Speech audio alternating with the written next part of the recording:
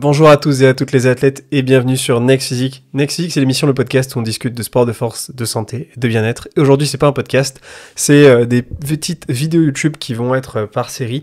En fait, je vous explique, c'est du repost. En fait, à la base, j'avais une chaîne où je partageais des vlogs, des informations sur des voyages avec de la nutrition à côté, des petits conseils. Et en fait, j'étais parti en Corée du Sud il y a un peu plus d'un an, où j'avais fait des vidéos thématiques, comme par exemple cette vidéo aujourd'hui, où effectivement, du coup, on va aller regarder soit les salles de sport là-bas, comment ça se passe en Corée du Sud, comment ça se passe au niveau de la nutrition chez eux.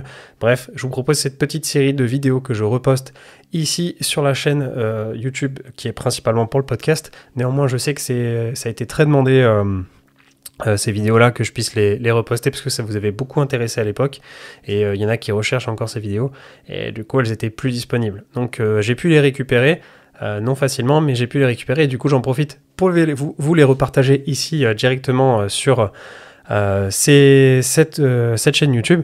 Si ça vous plaît, moi je retourne en Corée dans très peu de temps. Au moment où vous regardez peut-être cette vidéo, j'y suis peut-être déjà, donc je pourrais retourner potentiellement d'autres contenus si ça marche. N'hésitez pas à me le faire savoir en likant et en commentant ces vidéos.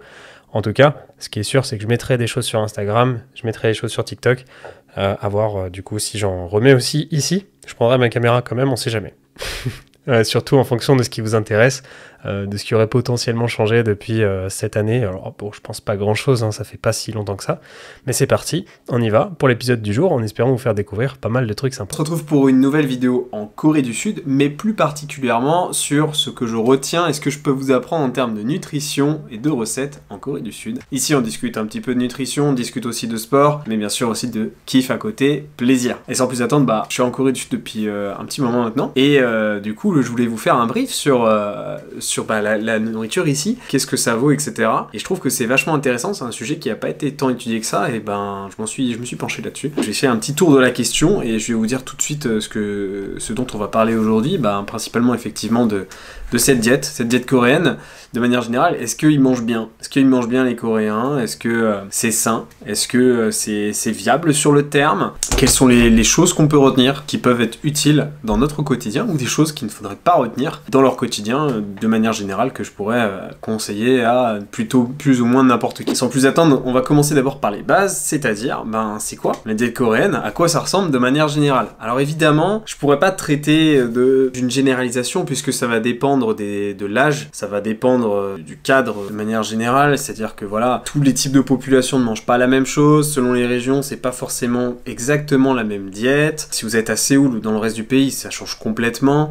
Si vous êtes chez des jeunes, selon les tranches d'âge, c'est pas pareil. Aujourd'hui, la Corée du Sud, c'est un pays qui s'ouvre de plus en plus, et ça commence, c'est un petit peu à la mode, on va dire, aujourd'hui. Je pense que ça va être encore pire dans les années à venir. Ça s'ouvre fort au tourisme, c'est-à-dire qu'ils ont même retiré le visa touriste, c'est-à-dire qu'à la base, voilà, il fallait remplir un petit visa en ligne. Maintenant, il n'y a plus rien, c'est open bar. Venez à nous les touristes, on a une expo universelle en 2030, il faut que vous soyez là. Et du coup, c'est facile d'arriver, de visiter la Corée du Sud. Ils sont très ouverts à l'anglais, etc. Et c'est un petit peu une concurrence au Japon, en vrai. Mais pour revenir à notre sujet, voilà, je pourrais pas faire une généralisation complète, donc on va traiter d'une globalité et essayer de voir un petit peu comment ça se passe. De manière générale, sur la journée typique coréenne, le petit-déj, c'est pas un repas hyper important chez eux, et surtout selon les générations. C'est-à-dire que de manière traditionnelle, le petit-déj, c'est du riz, soupe de tofu, légumes marinés, œufs brouillés, poisson grillé, voilà. On est vraiment sur un petit-déj qui est plutôt léger et sain, finalement. Un petit-déj en Corée du Sud. Ceci n'est pas coréen. Ceci est plutôt coréen. Bulgogi, légumes, soupe miso. Évidemment qui est salé. Il faut savoir qu'il y a une grande différence chez eux avec chez nous en Occident, c'est qu'ici on mange beaucoup plus salé que sucré. Et le sucré ne vient que récemment chez eux, ou le plus sucré, que par l'américanisation et autres enseignes qui peuvent s'installer ici. Mais sinon, de manière générale, ils mangent pas trop comme ça. On a encore goûté une bakery en Corée du Sud, et en vrai il y en a énormément. En même temps, ils sont pas non plus des petits déj très connus, les Coréens. Hein. Du coup, ils mangent de plus en plus sucré. Hein. Ils se font un peu avoir, les Coréens. Bon, ça je sais pas, on dirait un macaron. C'est croquant à l'extérieur, et au milieu, de la brioche. Et puis après, un petit café. Ils ont un Mont Blanc, ils appellent ça, mais pour nous, c'est pas un Mont Blanc. On sait pas ce qu'il y a à l'intérieur. Et on va voir ça. Bon, le Mont Blanc, c'est un croissant avec du sucre glace. Bah après, c'est pas mal, hein. Et donc le petit-déj chez eux, il est relativement sain, ils mangent des protéines le matin, des légumes, voilà, c'est un petit peu mariné tout ça, il y a un petit peu de graisse et d'huile dans les cuissons, mais en soi, c'est relativement sain. Ça en fait un des petits-déj les plus sains qu'on peut trouver dans l'ensemble du monde. Un peu comme le petit-déj anglais classique, etc. Franchement, c'est plutôt pas mal. Et ça, là-dessus, c'est un sans faute. Mais encore une fois, c'est une question de tradition, là ici, ce que je vous dis, parce que les nouvelles générations ne mangent pas comme ça forcément. Si vous allez à Séoul le matin, ou dans beaucoup d'endroits, il y a de plus en plus de café de partout, et ils mangent plutôt léger le matin, voire pas du tout. C'est-à-dire que ça va être un petit café le matin, peut-être une petite pâtisserie, une chose comme ça, chez par exemple To Some Place, voilà, des endroits où eux ils vont aller grignoter un petit truc, mais après, le repas le plus important pour eux, c'est le déjeuner. Ils n'hésitent pas à bien manger le midi. Donc, les repas traditionnels qu'on peut retrouver, bah, évidemment, c'est toujours le bol du riz. À tous les repas, vous allez souvent trouver du kimchi.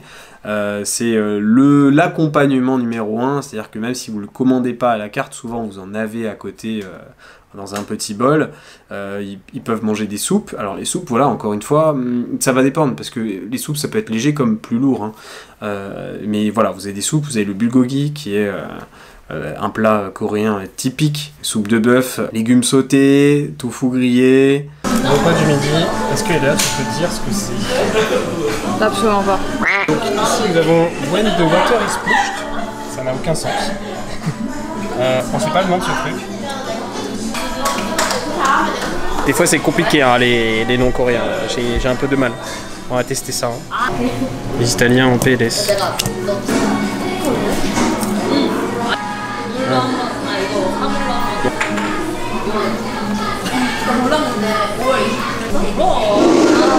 C'est bon de ouf les gars. Très stylé. On va tester l'autre.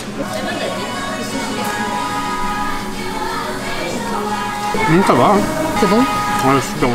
Voilà, on va retrouver ce type de plat, mais dans l'ensemble, même si ça peut être un peu plus lourd, ça reste plutôt ok si on reste sur ce traditionnel-là. Mais, bah, encore une fois, aujourd'hui, la Corée s'ouvre de plus en plus aux produits et enseignes américaines. On retrouve aussi pas mal d'enseignes françaises en Corée du Sud.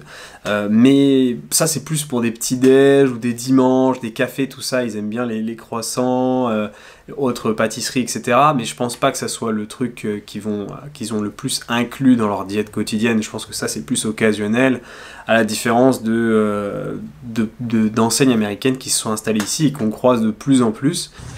Aujourd'hui, on teste les frites de patates douces. Genre, il y a des stands en fait, comme vous trouvez en Belgique ou quoi, avec des frites, mais sauf ici, c'est comme ça. Du coup, c'est ceci. Vous allez en trouver en Corée normalement. Je vais goûter tout de suite. C'est trop chewy pour de la patate douce en fait.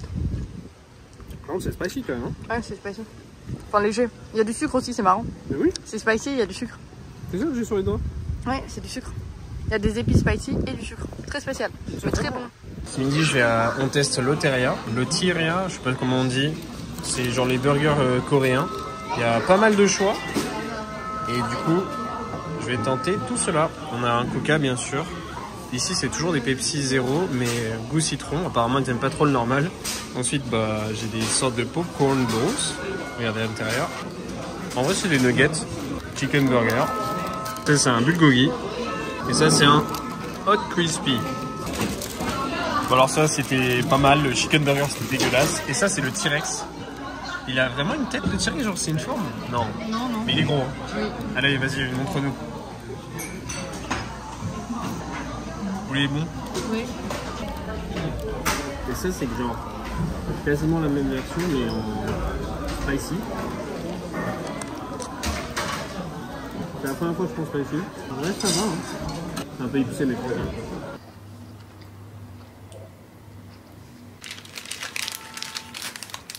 Pour avoir testé pour l'instant Burger King, c'était meilleur. Mais la sauce est meilleure là. Le pain est pas super bon. Hein. Il faut savoir un truc, c'est que déjà dans le cadre de cette vidéo, mais aussi dans le cadre de leur diète de manière générale, ok c'est sain, c'est via leur alimentation, mais c'est pas pour rien. Les Coréens font hyper attention à leur image, à leur shape de manière générale un petit peu, c'est vrai, mais surtout effectivement à leurs critères de beauté, au fait de bien manger, etc. Et en ville, vous allez souvent trouver pas des pharmacies, mais des sortes de magasins de compléments alimentaires qui sont entre la pharmacie et le magasin de compléments alimentaires, où ils vendent que des vitamines, etc. parce que bah voilà, c'est hyper important pour eux, il faut qu'ils soient carrés là-dessus. Et pour l'instant, ce que je vous ai beaucoup cité, c'est des légumes qu'on va retrouver sur les repas, et ça c'est un truc qu'ils vont avoir un petit peu en moins, c'est qu'ici les fruits, il n'y en a pas tant que ça, il y en a un petit peu évidemment, mais voilà, beaucoup de choses qui sont importées. Ils mangent pas mal de raisins, mais les raisins ils viennent du Chili, les bananes, bon bah comme d'hab, hein, les bananes ça vient pas d'ici, ils vont manger des fraises, des pommes, tout ça, mais ça vient de super loin, et donc effectivement, ils en manquent un petit peu. On a enfin trouvé nos premiers fruits et légumes en Corée du Sud, vraiment plus décent, avec cette salade et tout ça qu'on a pu acheter en fruits et légumes, je vous montrerai ça. On n'avait pas trouvé jusqu'à maintenant parce qu'il y a beaucoup de convenience store et de resto. C'est pas encore un truc où ils ont beaucoup les Coréens. Sauf qu'en fait, en dehors de ça, bah, on trouve pas trop de fruits et légumes, donc c'est un peu compliqué. Du coup, je suis relativement content. Parce que là, du coup, j'ai pu prendre tomates, ananas, bananes. Bah, voilà, j'ai pris vraiment le stock de fruits et légumes, des trucs que je peux emporter aussi sur le voyage. Et ça va vraiment nous régaler parce que pour l'instant, on n'en a pas beaucoup mangé. Hein. Donc là-dessus, ils n'hésitent pas à supplémenter avec des multivitamines, des vitamines C, etc. Voilà, ils apportent beaucoup de l'extérieur aussi parce que c'est vrai que si on prend vraiment le traditionnel, ils mangent beaucoup de légumes, mais l'entièreté du cercle de la composition en vitamines n'est pas forcément présente dans leur alimentation. Et donc ça c'est intéressant pour eux d'aller rajouter ça dans leur alimentation. Maintenant, voilà, ça peut être dans l'excès. Vous verrez beaucoup de comptes Instagram ici d'influenceurs qui sont, je vais vous donner des exemples ici à l'écran. On tape, allez sur Séoul par exemple, et vous allez voir des comptes influenceurs. Il y a des photos d'eux, et dès qu'on arrive sur la deuxième slide, vous savez, les carousels sur Instagram, on slide à droite au complément alimentaire. On a une photo d'une personne, que des compléments sur les slides d'après, ou des trucs de coaching. C'est tout leur compte fitness, ou des trucs d'images comme ça. C'est full complément alimentaire en publicité sur le post, si on slide, etc. Ça, c'est un truc, ça m'a choqué. Genre, je me baladais, je fais ça, je fais ah ouais, bonne shape et tout, physique impressionnant. Oh, complément alimentaire. Tu te demandes ce que ça fait là. C'est vrai qu'ils n'ont pas la même gestion de la publicité que chez nous. Là-bas, vous allez dans la rue, vous avez les plats qui sont en grosses photos. Chez nous, on aurait ça, on n'irait jamais dans ce restaurant-là. Mais voilà, pour vous dire un petit peu comment ça se passe au niveau de l'image. Et du coup, expliquer un petit peu par rapport à l'alimentation, c'est qu'ici, bah voilà, ils font super attention.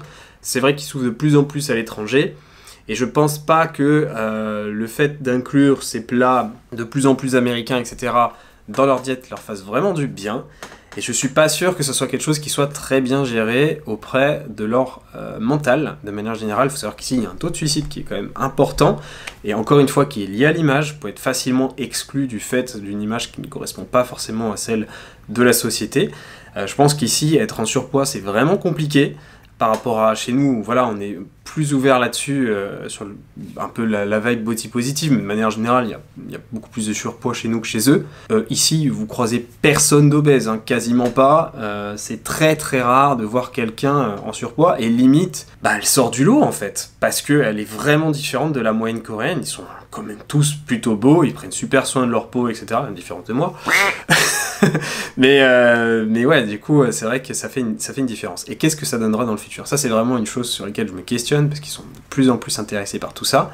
Forcément, plus l'humain, tu lui apportes du sucre, plus il en demande. Donc c'est vrai qu'ils s'ouvrent vachement là-dessus, mais je me demande la suite ce que ça va donner, et comment déjà ils arrivent à gérer ça en tant que citadins ou les personnes qui mangent dans les villes, parce qu'on les voit manger des fois, on se dit putain, ils mangent pas mal quand même, ils mangent de plus en plus comme ça, mais derrière, qu'est-ce qui se passe? Parce que beaucoup de personnes ici ont clairement pas le mode de vie et le lifestyle qui leur permet de manger autant de calories. Et j'ai pas envie de connaître le revers de la médaille. Bon allez, je vous fais un petit clin d'œil, je vous dis un petit peu comment ça se passe. Vous pensez qu'il se passe quoi? Bah, c'est un peu triste ce qui se passe. Hein. Je pense qu'il y a un fort niveau de TCA au niveau du pays. Et du coup, c'est vrai que il y a ça à prendre en compte dans la diète coréenne. Donc ils mangent bien, mais attention.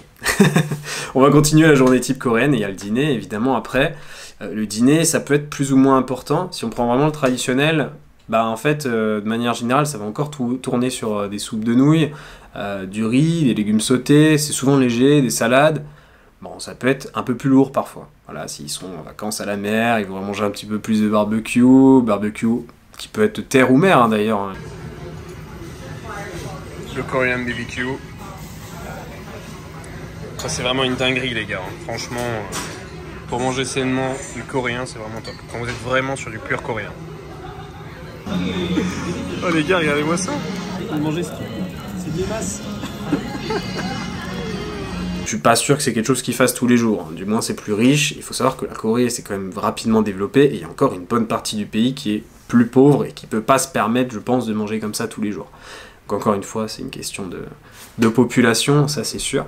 J'ai ma lumière qui vient de sauter, j'ai plus de batterie dessus, mais je pense que là ça suffit encore un petit peu. Je suis à la lumière des îles. Je vous montrerai un petit peu après si vous voulez. Je vais au balcon et je vous montre là où je suis actuellement. Je suis dans le sud du pays en ce moment. Je suis vraiment à la Cambrousse. Non, je rigole. Non, en vrai, ça va. Je suis à Yozu. C'est tout au sud à Suncheon et en ce moment on est en train de visiter la nature. Et c'est vraiment très stylé. Mais on est un petit peu perdu là au moment où je tourne cette vidéo. Continuons du coup sur cette question du coup du Ziné qui reste encore une fois très bien. Mais bon bah voilà, s'ils vont de plus en plus sortir, ça ne sera pas la même chose. Ils boivent un petit peu d'alcool le soir. Ils boivent pas mal d'alcool, même des fois. Apparemment, ils tiennent plutôt bien. On les voit prendre des... Bah, en fait, c'est des formats qui sont similaires à ceux des bières. On en a une au frigo, je vais vous la montrer. Alors nous, on se l'est acheté pour 2. C'est celui du soju, ici, du pamplemousse. C'est très bon. Et eux, ils prennent ça, au moins une bouteille par personne. Ce qui représente quand même pas mal de calories, l'alcool, on va pas se mentir. Et surtout, il faut les tenir, parce que ça, les gars, c'est pas le pourcentage d'alcool d'une bière du tout. Mais ça, c'est parce qu'il est aromatisé, celui-là. Ouais, donc il est à moins que le normal, tu vois. Il est à 15%. Et je pense que le normal, il est au moins à 20%. Mais le normal se boit avec de la bière. Ouais, mais quand même. Du coup, quand même, tu vois, genre c'est pas light, quoi. Attention aussi à ça et au mode de vie plus citadin. Après, il faut pas oublier aussi une dernière chose. Et encore ça, c'est pareil pour les Japonais. Souvent, on peut voir des personnes qui sont plutôt fines en apparence, qui ont l'air de se dire waouh, cette personne elle mange beaucoup, etc. Elle est fine, on la voit en chemise, etc. Mais faut pas oublier qu'ici ils ont beaucoup plus de physique qu'on appelle skinny fat que chez nous. Le skinny fat de base est asiatique, ça vient plutôt de là le morphotype en idée. Après il y en a de partout évidemment, il y a des Français qui peuvent être sujets, bien évidemment. Mais c'est vrai qu'ils ont un niveau de masse musculaire qui peut être un petit peu plus faible. Et du coup on a l'impression qu'ils sont fins, mais en réalité ils ont quand même un taux de body fat, un taux de masse graisseuse qui est quand même assez élevé. Alors en vérité, ils sont pas aussi secs que ce qu'on peut croire. Et il y a une image qui m'avait marqué, c'était la différence entre un working man et un gars qui était en sumo, donc c'est pas ici, hein, c'est au Japon. Et le gars, le sumo, il était à 22% de masse graisseuse. On se disait, waouh, ok, c'est un sumo. Bon, c'est les petites catégories, hein. Mais quand même, on se dit, voilà, c'est un début de sumo. On voyait un peu ses quadriceps, mais c'est tout, hein. Et il y avait une petite bedaine, un petit peu de cuisseau sympa. Et puis à côté, t'avais le working man avec sa chemise, tout ça. Tu te dis, oh, le mec, il est fin, il est plus sec, pas du tout. T'avais le sumo à 22% et l'autre, il était à 27%. Donc ça faisait une différence quand même assez notable. Et il y a ça à savoir aussi. Ils sont bien habillés, ils ont l'air plutôt pas mal, mais faut pas oublier qu'ils ont un niveau de masse musculaire qui est plus faible. Mais on en parlera dans une autre vidéo que j'ai prévue. Ils travaillent pas mal quand même aussi, de plus en plus maintenant, sur leur physique. Donc il faut un petit peu attention à ça, notamment avec une émission qui, je pense, les a pas mal motivés, qui a été financée par Netflix, qui s'appelait 100% physique. Si vous l'avez vu, petit clin d'œil, moi j'ai beaucoup aimé. Encore un dernier point, c'est les collations. Ils peuvent parfois manger dans la journée, il y a des convenience stores qu'on trouve, qui peuvent aussi être des collations du soir.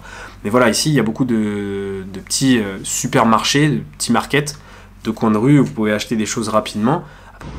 Aujourd'hui on teste les trains en Corée, et genre il y a des convenience stores sur tous les quais. À chaque quai, un convenience. Là-bas, là-bas. Et dans les trains, bah, distributeur, évidemment, librairie. Après c'est les mêmes trains qu'en France, hein. C'est ceux de la SNCF, quoi. C'est fou. On est en train de choisir ce qu'on va manger. Ici, bah voilà, vous pouvez prendre ce que vous voulez. Là, déjà, j'ai trouvé des boissons zéro, Baskin Robbins à la pomme, framboise orange. Et en fait, derrière, bah, il y a un espace pour manger, il y a de quoi réchauffer. Et hop là. Donc ça, c'est un magasin normal. Après, évidemment, dans le traditionnel, ici, ils peuvent manger des gâteaux de riz, des anciens gâteaux un peu secs, des noix, des fruits, voire même des algues grillées, des beignets aussi, beignets de pâte d'haricots rouges. Mais après, c'est vrai que bah voilà, si on prend les générations plus jeunes et plus modernes, plus citadines, on va plus être sur un convenience store, un lait à la banane, des choses comme ça. Mais en vrai, ça reste beaucoup plus light quand on prend un beignet à la pâte de haricots rouges versus un donut de chez Dunkin'. Et là, il y en a de plus en plus ici en Corée. J'étais choqué d'en voir autant. On a même trouvé à Busan, mais en fait, il y en a 4-5 qui sont déjà installés en Corée du Sud. C'est les donuts de Los Angeles qui sont les Randy's Donuts. J'avais goûté ça à Los Angeles, j'ai fait des vidéos l'année dernière. C'est dingue, mais les gars, c'est un donut à 800 cal. La pâte d'haricots rouges, on peut s'en ressortir à 300-400. Hein. Hello. Ce sont des mochi donc. Donc c'est de la pâte de riz avec un peu de sucre glace autour. Et au milieu, nous avons normalement de la fraise et un petit peu de pâte d'haricots rouges. Ça va partir en big bite, hein.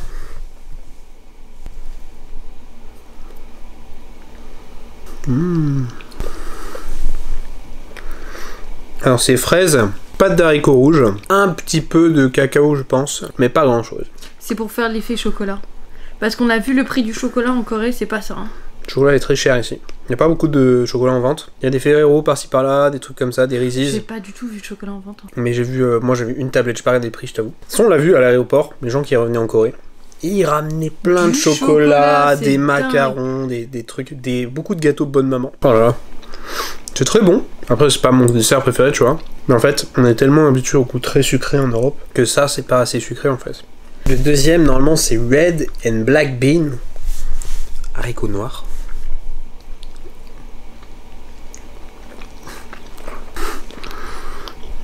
Pour moi c'est la même. Si je change c'est la panure un peu au-dessus. Bon c'est pas mal.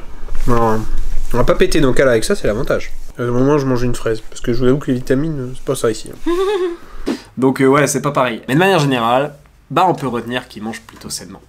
C'est plutôt une alimentation saine, elle est sans doute plus saine que la nôtre, plus protéinée aussi de base. Ce qui va manquer, c'est un petit peu de fruits.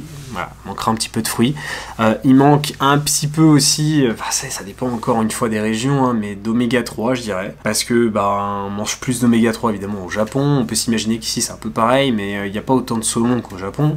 Après voilà, si vous êtes à la mer, vous allez forcément trouver plus de produits de la mer, donc plus d'iode aussi, plus de zinc, et ça c'est plutôt pas mal pour aussi prendre soin de ces minéraux. Donc en soi, moi je dirais que c'est une alimentation qui est soit au moins aussi bonne qu'une bonne alimentation qu'on pourrait trouver chez nous, parce que chez nous, en France métropolitaine en tout cas, on peut trouver de bons aliments, on peut trouver vraiment de bonnes choses. Après, si on prend la diète moyenne française, non, ça va pas.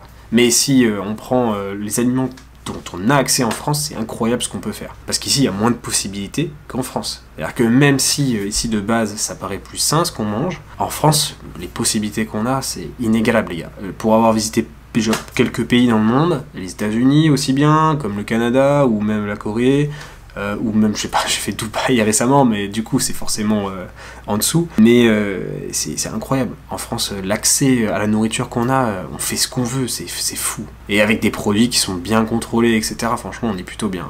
Mais du coup, bah on mange bien ici. De manière générale, lié aux plats et aux traditions et au fait que ça soit moins ouvert à l'alimentation occidentale. Donc c'est nous le problème.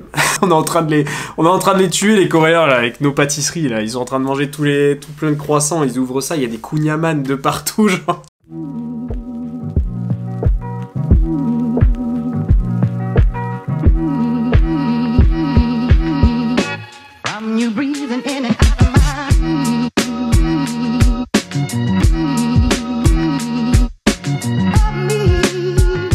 Les trucs qui ont rien à faire en Corée, mais qui se retrouvent partout parce que bah évidemment ils ont jamais goûté autant de saveurs sucrées et grasses comme ça, donc ils commencent à kiffer, c'est normal. C'est comme un gamin, vous lui donnez tout le temps des bananes et puis un jour vous lui dites tiens voilà un peach, il va adorer le peach. Donc voilà ce qui se passe. Mais si jamais vous voulez goûter coréen, il y a des restos en France, hein, vous pouvez en trouver à Paris, vous pouvez en trouver à Strasbourg aussi, de là d'où je viens. Qui sont très bons. Si vous voulez goûter cette alimentation traditionnelle, ça vous permet de manger sain et vachement gourmand. Il y a pas mal de volume alimentaire. C'est pas des plats qui sont excessivement caloriques et qui sont vraiment super bons. Enfin, franchement, si vous voulez manger sainement, je vous conseille de fou. Et voilà les athlètes, les sportifs, j'espère que cet épisode vous a plu. On n'est pas sur un podcast comme d'habitude, néanmoins. Pas mal de petites informations qui peuvent être pratiques, utiles pour de potentiels voyages, ou de l'information que je trouve très sympa. J'aime beaucoup découvrir d'autres cultures, voir ce qui se passe dans d'autres pays comme ça, surtout dans notre domaine finalement, parce qu'ils sont pas mal avancés aussi sur ce domaine-là, sur ces domaines-là, que ce soit la nutrition ou le sport. Du coup, je trouve ça hyper cool à observer et à discuter. Moi, j'avais pensé même à faire, par exemple, un épisode avec une personne locale. Vu que je reste un petit moment ici, j'aurai l'occasion de le faire. Je ne sais pas si ça vous intéresse, je vous laisse me le dire en commentaire. En tout cas, on se retrouve soit pour un prochain épisode de cette série, parce qu'il va y en avoir plusieurs, soit on se retrouve pour un prochain épisode de podcast, ou potentiellement un nouveau contenu que je tournerai véritablement cette année sur place, si ça vous intéresse, et si ces vidéos marchent bien. Je vous laisse me le dire en commentaire et en abonnement, en like sur la chaîne. Merci pour votre écoute, votre visionnage. On se retrouve pour un prochain épisode. C'était Julien. Du coup, il fallait que je vous montre la vue du balcon, hein, évidemment. de là où je travaille. On n'est pas trop mal. On n'est pas trop mal. J'ai cette vue-là, actuellement, où je vous filmais cette vidéo. C'est cool, hein? Bon, il y a la route en bas, c'est moins beau. Mais si je regarde toujours en face, je suis plutôt pas mal. Là-bas, c'est des îles. Allez, je vous laisse ça en clôture, les gars.